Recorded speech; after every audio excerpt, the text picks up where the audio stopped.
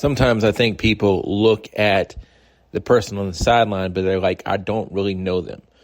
So I'm going to give you the opportunity with the Sports Buffet. We do some interviews. I call it the biography without the book. And we're going to talk to DJ Best. He's the head coach of the EC Glass Hilltoppers. Hilltoppers have playoff aspirations, but how well does everybody know DJ Best? Well, you're going to know him a little bit better right now on the Sports Buffet podcast. Talking to DJ Best so you can get to know the man behind the sideline. Let's start with little DJ Best. Where did little DJ Best come from? What were you? From Virginia Beach. I went to Lansdowne High School, class of 2006. Shout out Coach Rob. He's still there. Fantastic gentleman and a scholar, and kind of raised me up, taught me a little bit of what I know. Then I got here. My wife is from here. She went to EC Glass, graduate of 06. Ran track, phenomenal track athlete. And then she actually introduced me to Coach Roy, who, believe it or not, knew Coach Rob from their days of coming up and playing against each other and stuff like that. Welcomed me to the staff, and, I mean, here we are today, 8 years later. When did you know you wanted to coach? When I wasn't good at playing. When was that? So you take high school, man. I was just a garbage guy. I didn't play, if at all, man. But, you know, I did the dirty work. Right. I knew the X's and the O's. And I always knew I had really good rapport with just being able to talk and understand situational stuff. And I thought that would always be my ticket to getting on the floor. And when I did get on, that is one of the things that I knew was at least everybody knew I was going to be in the right spot where I was supposed to be.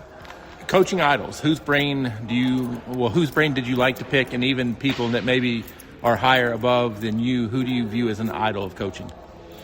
I mean, I would stay around my pupils. Me and Coach Roy talk often, not as much during basketball season anymore, but it would be nothing for me to pick his brain. I'll pick up the phone. I'll call Coach Rob. I got a friend of mine who's now an assistant coach down at Norfolk State. I'll pick his brain if I got to. But now what I'm seeing is a lot of the guys that I knew from back home in Virginia Beach have now became head coaches. So we might not talk, but when we run into each other, it's a lot of love. We're always watching each other from a distance. Well, I heard you on another interview, and you talked about how you'll take little things from like a Coach Pope or here and there. How important is it to be that guy that takes little things? So I think as much as funny, my son will ask me as soon as we get in the car, all right, which film are we watching tonight? And a lot of times I'm not watching film to see what somebody is doing, more so to see what they might be running that worked against somebody else. And then you kind of get caveats and you can take some things, a little snippets. Oh, they're playing this defense and this play worked against them.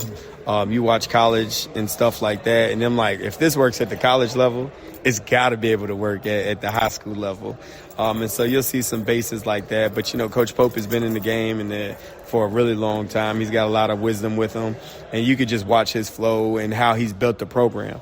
And so, I've asked him a couple questions around that, like how do you just always continue to refuel and retool without really missing a beat? And that's kind of where we are right now. I mean, a couple years ago, he took his sophomore guards and they went and won a state championship. So I'd love to duplicate that with my sophomore backcourt right now for a couple years to come. I think one of the biggest Glass legends drives the bus for you guys. How often do you kind of pick Coach Trice or Mr. Trice's brain? Coach Trice is 67 on the state championship. And so it doesn't get any better being on the bus with him. I think more so it wouldn't be really pick his brain. He's just a guy that always drops his knowledge in areas that he sees that we might need some work at. And he's not afraid to tell about it. But he's also very understanding that the game has changed since 1967 to where we are today. But he's also, he's a big-time fan. He's just like everybody else. He wants to see these guys and this program continue to do well just for the years to come after him. Something people might not know about you is you're a Florida State fan. Big-time Florida State fan for football. How'd that come about? I got a cousin named Tiger McMillan. He played running back for Florida State, and my dad is from Florida. And so I just kind of grew up in that era of Florida State. Peter Warwick is probably one of my favorite people to watch. Warwick Dunn, another one. Charlie Ward. I can go on and on about the list. Deion Sanders. I wore number 2 just because of Deion. And then, I got my son, and now his name is Deuce. And so it goes a long way, which comes from Coach Roy. That's his nickname. So I'm a big-time Noles fan. I'm not happy right now with where they are. But I support the Tar Heels in basketball. However, I'm a big-time John Shore fan because he's doing a lot of good things as a youth movement from a relative of a coach's standpoint, and relating to players and kind of getting them in good sets and things like that. So, talk a little bit about your health scare a few years ago. How did you find out, and did that change your life and mindset? Man, I think that was probably now. I think it's like 4 years ago, maybe. I wouldn't say it changed it just from an understanding what's going on. After they figured it out, I had appendicitis in the beginning, and so appendicitis took me down and put me down for a little bit of time, and it took me down a lot longer than it was supposed to. And then then I got home and I couldn't move, and my wife had to kind of roll me over, and she knew something wasn't right. So when my best friends took me to the hospital, and then they put me on they put me underneath and left me there for about 7 days in medically induced coma. And so once that happened, I think it took them a little bit to figure out what it was. It took them a little bit to figure it out. Once they figured it out, we got onto an action plan. Believe it or not, I'm due for a treatment March 17th and March 18th. So I try to do it right after the season and then right before the season starts. So what does the treatment look like? How long does it take you down for or whatnot? Believe it or not, once I get done, I think I'm the reverse ways because I'm so already tired that it kind of gives me a boost of energy. So I'll go down. I'll have a needle in me for probably about 4.5 to 5 hours up in VCU. And then when I come back, I'm good. I'm probably I could probably run a marathon. I just feel that energetic. I feel like I've got just a good step to myself. When you woke up from the medically induced coma, what was that like? I mean, did you know time had passed, or were you just like, it's a couple hours later? No, I had no clue, honestly. I had my wife and my best friend, and they were around. Kind of being able, I couldn't talk, had a tube in my mouth, so we're writing things down. She was telling me that, I had some of my guys that come in, and they were just sitting there.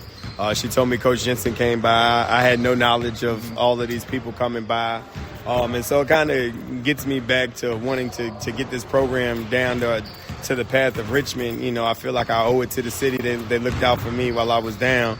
I want to be able to give them something that they can be proud about. Did it make you appreciate life more? Oh, absolutely, absolutely. I value a lot more time going home outside of basketball, just being with the family, watching my son play, watching my daughter cheerlead, trying to get to my wife's track meets, even though, I don't know what goes on in track. They just run around. But, hey, we can get there, support her and her dreams, and I think that's big.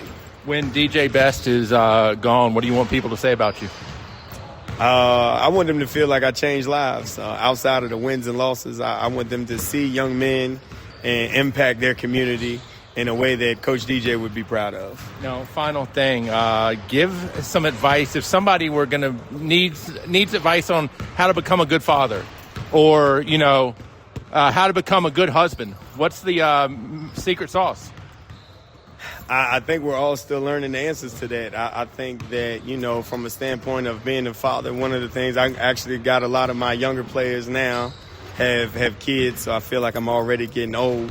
And I just kind of always remind them that, your child doesn't know if you're doing it wrong. Yeah. So always, if you're going to do it, be all in. Be all in. You be a present. Be there for them because that's the value thing is time. That's the one thing that they can't take back. That's the same thing I'm learning with being a husband is time. And, when you spend so much time here, I try to engulf myself in basketball to make sure the program didn't slip up. I felt a lot of pressure taking it over from Coach Roy that I just didn't want it to slip, and then people feel like they put the wrong person in the shoes, that I neglected that part of my life. And so, I've started to value more of that, go home and be home, be with the people that are at home with me.